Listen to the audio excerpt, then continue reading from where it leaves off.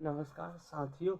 आज हम देखते हैं कि से जो बुक का जो सीरीज चल रहा है, आज कुछ अलग बुक के सीरीज मिल रहा है।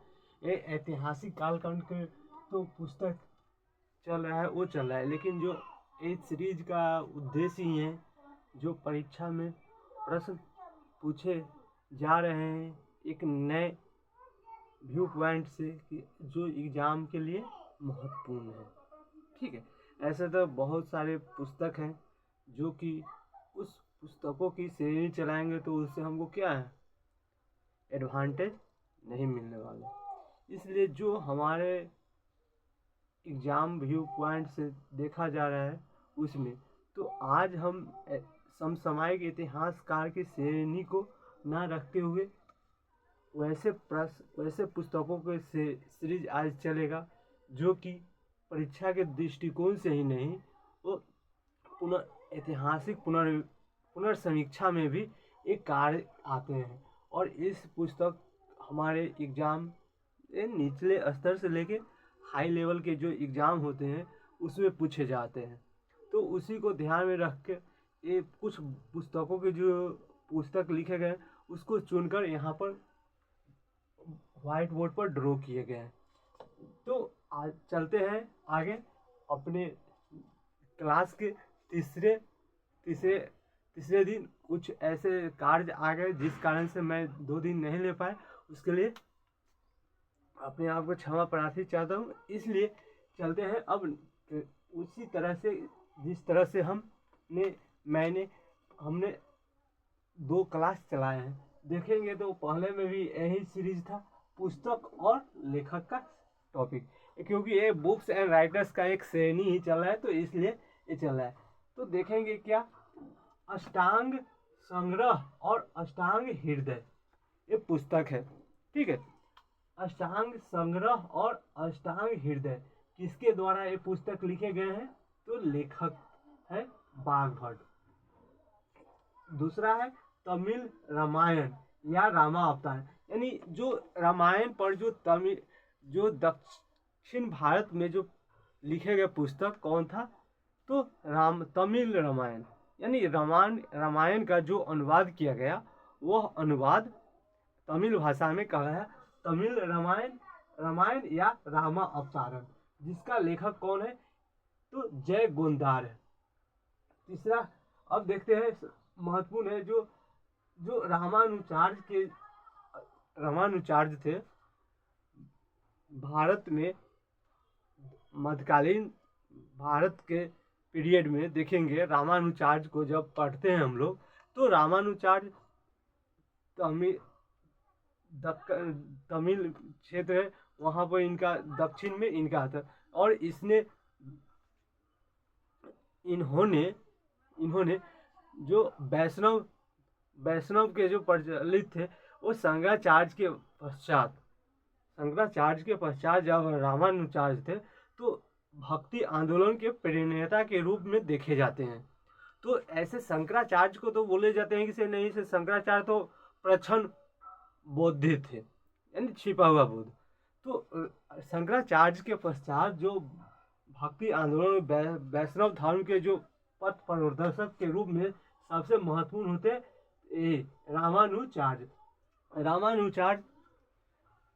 रामानुचार्य करीब 120 वर्षों की इनकी जीवन अवधि रही। ठीक है, तो ये वैष्णव धर्म को उत्थान करने में इनका काफ़ी महत्वपूर्ण योगदान है। और इन्हीं के अनुयायी हुए रामानुचार्य को जब अनुयायी हुए तो रामानुचार्य के अनुयायी हुए तो इन्हीं के अनुयायी आगे चलकर जब मध्यकालीन भारत में भक्ति आंदोलन के देखते हैं तो इन्हीं के समाहित करके वो सगुण आए और निर्गुण है। सगुण जो क्या है, जो पूजा पाठ में जो मूर्ति को अस्तित्व करते हैं वो सगुण परंपरा के आगे। निर्गुण परंपरा के अनुसार उनका जीवित गुरुओं में विश्वास होता है। निर्गुण जीवित गुरुओं में विश्वास करते हैं, वो भक्ति के माध्यम से क्या है, मोक्ष प्राप्ति के उद्देश्य को और समाज में जितने भी कुरीतियाँ उस कुरीतियाँ को दूर करने का कार्य करेंगे। भक्तियाँ मध्यकालीन भक्तियाँ तो देखते हैं रामानुजाचार्य की प्रमुख पुस्तकें हैं। तो रामानुजाचार्य की प्रमुख पुस्तकें कौन सा है? तो एक है श्री भाष्य, दूसरा है वेदांत संग्रह, तीसरा है वेदांत सार, चौथा है गीता भाष्य। यानी गीता पर जो टीका लिखा गया रामानुजाचार्य के द्वारा, तो एक कहलाया क्या?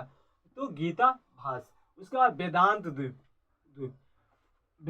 तो रामानुजाचार्य जो हुए भक्ति आंदोलन के एक प्रेरणा के रूप में देखे जाते हैं। जिस समय भारत पर तुर्कों का आक्रमण हुआ था, उस समय दक्षिण ने ही वैष्णव धर्म को, यानी भारत की आत्मा को ये क्या किया? संजोए के रखा। और फिर मध्यकाल में भक्ति आंदोलन उत्तर से रामानंद के द्वारा उत्तर भारत में प्रसारित किए गए। और फिर भक्ति का एक नए आया, वो समाज धार्मिक कुरीतियों के लेकर हो, जाति पंथ के लेकर हो, अंधविश्वास के लेकर हो, और जो गृहस्थ जीवन जीते हुए और सर्वसाधारण का धर्म भक्ति के माध्यम से प्रसारित किए गए। ज्ञान की पिपासा जगाई गई। तो ये रामानुजाचार्य हुए इन्हें, इसीलिए इनका पुस्तक देखते हैं ये। अब चलते हैं आगे। एक और पुस्तक है City of God. City of God देखते हैं। सिटी ऑफ गॉड संत अगस्तीन की पुस्तक है। यानी सिटी ऑफ गॉड, यानी ये पुस्तक लिखा हुआ है City of God Saint Augustine की पुस्तकें हैं। आगे देखते हैं। और आगे देखते हैं क्या? ये कार्ल मार्क्स को देखते हैं। कार्ल मार्क्स दुनिया में सबसे अधिक वैश्विक पटल को प्रभावित करने वाले व्यक्ति के नाम है, वह कौन है? Karl Marx. इन्होंने अपने पुस्तक के माध्यम से जो समाजवाद और पूंजीवाद के में जो एक वैचारिक आयाम हुआ, और उसको एक कहते हैं सर्वहारा वर्ग और एक है बुर्जुआ वर्ग। ठीक है।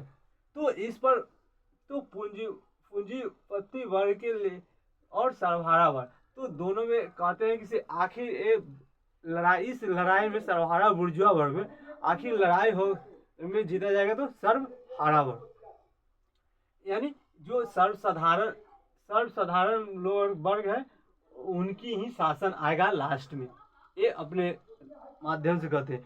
और इन्होंने एक दिया था क्या? तो कार्ल मार्क्स ने अपने आइडियोलॉजी से दिए क्या? वर्ग संघर्ष।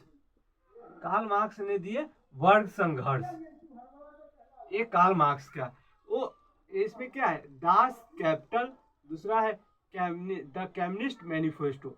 यानी जो फ्रांस में जो क्रांति हुए, वह क्रांति 1830 की क्रांति, 1848 के बाद फिर आता है 1864। उसमें होता है कि पहला इंटरनेशनल आयोजित किए जाते हैं फ्रांस में उस समय। तो उसमें यानी 1848 कम्युनिस्ट में 1848 1864। ये इन्हीं दोनों का जो संग्रह है वो किसमें? द कम्युनिस्ट मैनिफेस्टो में।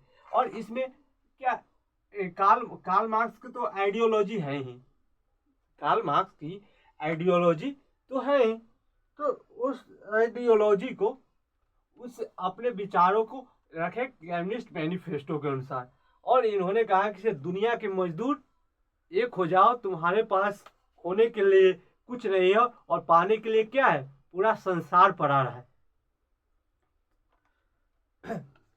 तो अपने इस माध्यम से इन्होंने दिए क्या? कम्युनिस्ट मूवमेंट चला। इससे पहले फ्रांस में थे फ्रांसीसी विचारक थे।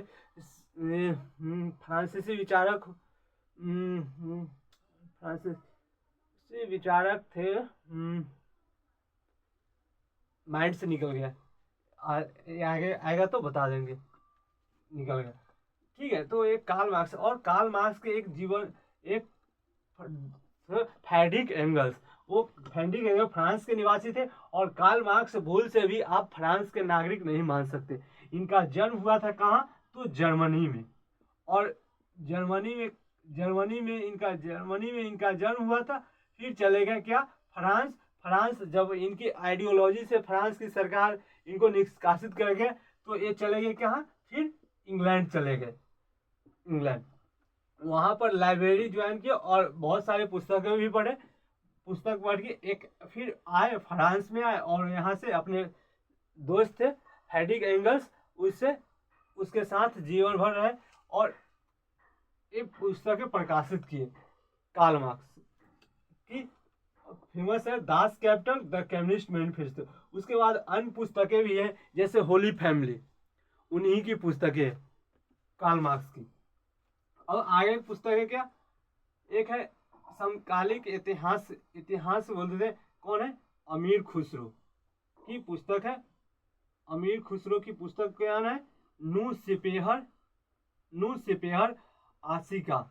ये जो रहे अमीर खुसरो, इनका जन्म बदायूं की एटा में हुआ था, ठीक है, 1253 के करीब, 1253। ये जो दिल्ली सल्तनत के शासक के बलबन के पुत्र कौन, तो नसरुद्दीन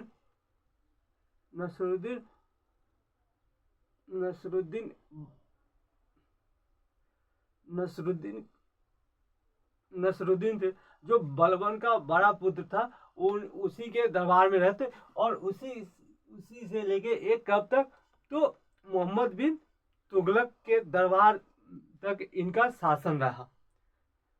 और ये अपने इन्होंने पुस्तक लिखे, नू सिपेहर आशिका।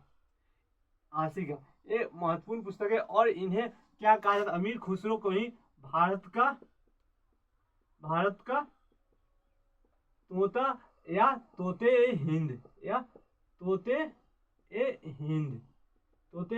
हिंद कहा जाता है इन्हीं को, अमीर खुसरो को, ठीक।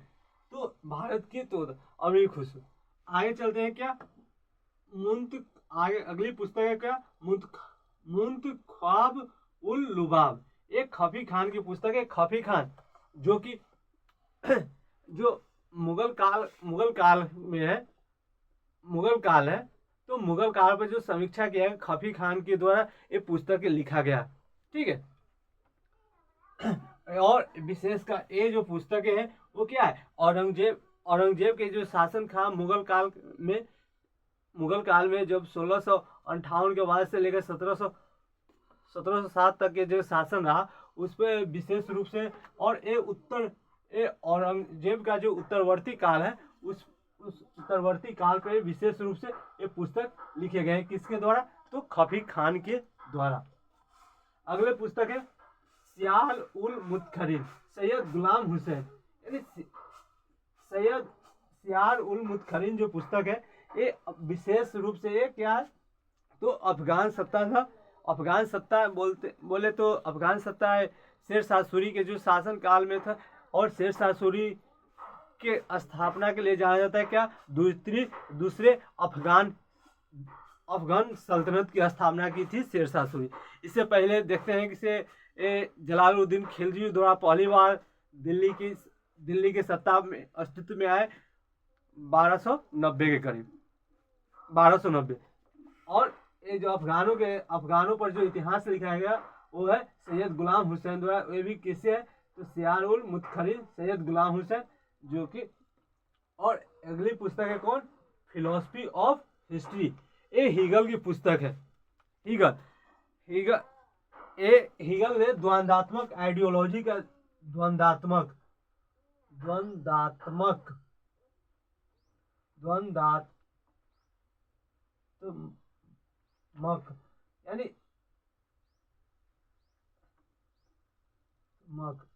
यानी जो ये द्वंदात्मक आइडियोलॉजी के जो हीगल, ये कहाँ के है, तो हीगल जो है जर्मनी के निवासी थे, और जर्मन विचारक थे हीगल। हाँ, और ये जो था ये कम्युनिस्ट मैनिफेस्टो आ गया दिमाग माइंड में। ये कौन था?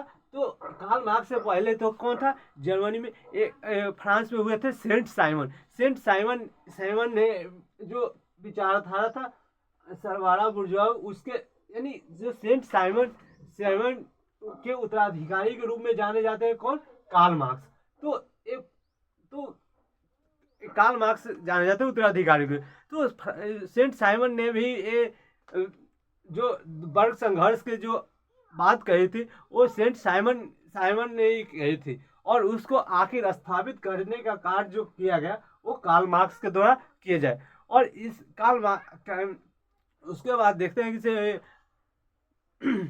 कि कम्युनिस्ट मूवमेंट चला और दुनिया में पूरे विश्व में छा गया। और इसको पूर्ण रूप से स्थापित करने वाला पहला राज्य कौन था?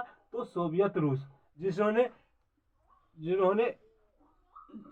जन क्रांति के माध्यम से रूस की सत्ता पर स्थापित हुआ वह 1917 में। और वहां पर पहला कम्युनिस्ट स्टेट बना सोवियत रूस। तो वो कार्ल मार्क्स किसके उत्तराधिकारी हुए थे? सेंट साइमन के। आइडियोलॉजी, इसके बाद फिलोसफी ऑफ हिस्ट्री देखते हैं क्या है। हिगल ने द्वंद्वात्मक आइडियोलॉजी का रियलिस्टिक मॉडल दिए थे हिगल अपने विचारधारा के माध्यम से। और अगली पुस्तक है कौन? The history of Marathas. ये मराठा पर जो इतिहास लिखने का कार्य किया गया, मराठा पर इतिहास लिखे थे जेम्स ग्रांड डफ, जो ब्रिटिश अधिकारी थे। इन्होंने मराठा के उत्कर्ष और पर जो पुस्तक ले तो द हिस्ट्री ऑफ मराठा नाम से ही लगता है, जेम्स ग्रांड डफ की पुस्तक है। इसका हिंदू पॉलिटी, यानी हिंदू पॉलिटी जो पुस्तक है एक केपी जायसवाल या काशी प्रसाद जायसवाल की पुस्तक है, हिंदू पॉलिटी। अगली पुस्तक है The Economic History of India, RC Dutt. यानी भारत के जो ब्रिटिश काल के दौरान जो आर्थिक दुर्दशा हुई उस पर आरसी दत्त ने पुस्तक लिखे। कौन? Economic History of India. और इन्होंने ब्रिटिश के आर्थिक नीति थी उस पर इनकी विशेष रूप से पुस्तक है। और ये एग्जाम के लिए भी अति महत्वपूर्ण पुस्तक है जो विभिन्न एग्जाम में पूछे गए हैं। और अगली पुस्तक है कौन? मिर्गावती किसका है? कुतुबुद्दीन की पुस्तक है। और चंदायन ये मुल्ला दाऊद की पुस्तक है। ये दोनों पुस्तक क्या है? मध्यकालीन संगीत पर लिखा गया पुस्तक है। ये संगीत पर लिखे गए पुस्तक मिर्गावती और चंदायन, जो कि मिर्गावती लिखा कुतुबुद्दीन है और चंदायन जो है मुल्ला दाऊद की पुस्तक है। और मधुमालती की पुस्तक क्या है? मल्लिक मंजन, यानी मधुमालती के जो लेखक है ये मल्लिक मंजन के द्वारा लिखे गए हैं। उसके बाद देखते हैं और जो फेमस पुस्तक है आगे RS शर्मा की पुस्तक है, जो कि देख सकते हैं। एक है शूद्र जन इन एशियन, है प्राचीन भारत पर जो समान जन की जो स्थिति थी उस पर लिखे गए पुस्तक है।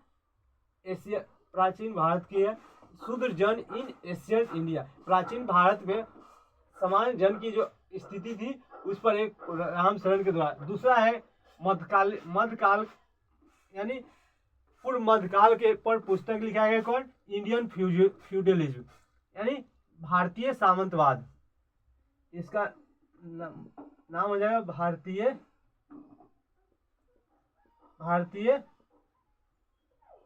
सामंतवाद, यानी भारतीय सामंतवाद हो जाएगा क्या? इंडियन फ्यूडलिज्म एक पुस्तक हो जाएंगे। इंडियन फ्यूडलिज्म एक क्या? भारतीय सामंतवाद पर फेमस पुस्तक है। और ये बार विभिन्न एग्जाम में पूछे गए। एक पूर्व मध्यकाल के राजपूत जो उस समय के जो सामंती प्रणाली थी किस तरह से सामंतवादी स्थिति उभर कर सामने और इसने आर्थिक आर्थिक, सामाजिक और राजनीति में कैसे अपने वर्चस्व को स्थापित किए, इस पर लिखी गई पुस्तक क्या है? रामचंद्र शर्मा की पुस्तक है कौन? इंडियन फ्यूजन, भारतीय सामंतवाद। अगले पुस्तक कौन है? तो रामचंद्र गुहा की पुस्तक है इंडिया आफ्टर गांधी, यानी गांधी के बाद भारत। इंडिया आफ्टर गांधी किसकी है? तो इंडिया आफ्टर गांधी रामचंद्र गुहा की पुस्तक है। और एक अगली पुस्तक है कौन? एंगेरियन सिस्टम ऑफ मुगल इंडिया, यानी मुगल काल के जो कृषि प्रणाली थी, उस कृषि प्रणाली पर इरफान हबीब के द्वारा जो पुस्तक लिखे गए वो है कौन? एंगेरियन सिस्टम ऑफ मुगल इंडिया। ये महत्वपूर्ण पुस्तक है, विभिन्न एग्जाम में पूछे गए हैं और इसको विशेष रूप से ध्यान रहे। अगर मुगल काल के आर्थिक स्थिति में कृषि को अगर देखें तो ये मस्त बुक है, इसे पढ़ भी सकते हैं। यानी कृषि की स्थिति पर जो लिखे गए पुस्तक है, मुगल काल में जो कृषि प्रणाली थी उस पर पुस्तक लिखे गए इरफान हबीब के द्वारा। ये विभिन्न एग्जाम में पूछे भी गए हैं। मुगल। अगले पुस्तक है के.एम. अशरफ की पुस्तक है कौन? तो life and condition of the people of Hindustan. Life and condition of the people of Hindustan. Bharat के लोगों की जो स्थिति थी हिंदुस्तान में, जीवन में किन किन चुनौतियां है वो सारे ये इसमें दर्शाए गए हैं। और किसके द्वारा लिखे गए? के.एम. अशरफ के द्वारा। तो ये पुस्तकों की ये सीरीज रही। और इन सीरीज में हम यह देखें कि जो महत्वपूर्ण पुस्तकें हैं वो पुस्तकें जो वर्तमान समकालिक इतिहास के द्वारा जो लेखक हुए वो लिखे और विभिन्न संग्रहों को लेकर लाए। इसका लाने का उद्देश्य यही था कि इससे जो एग्जाम में पूछे गए या पूछने की संभावना है उस पर विशेष रूप से फोकस किया गया। तो आज के लिए इतना ही, धन्यवाद।